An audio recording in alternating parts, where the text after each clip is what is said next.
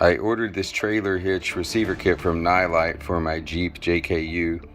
I have a 2014 and it was around $60. Let's check it out.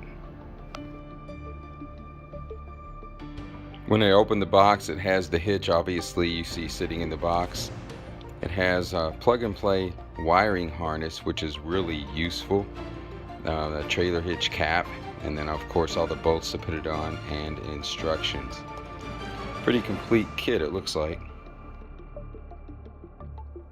All you need to install this is 2 3/4 inch wrenches and the provided bolts. Slide the hitch over the frame and the bolts go through the holes that are already in the frame.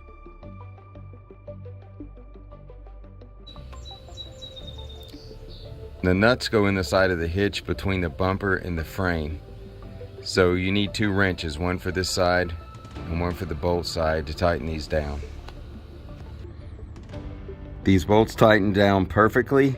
You see people that try to put a spacer between the frame and the trailer hitch. Don't do that. It's designed to fit over your frame and then you snug it down with the bolts.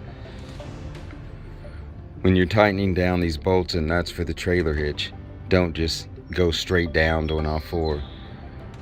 Put all the bolts in loose, then stagger as you tighten them, like 1, 3, 2, 4, and so on, to get them all tightened down evenly and bring the hitch and the frame together tight.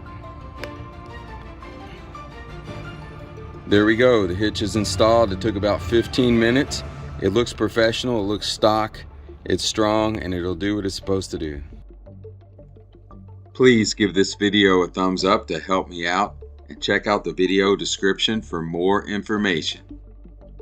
Subscribe to my channel, we'll do more Jeep mods and we'll take some rides down some Kentucky mountain roads.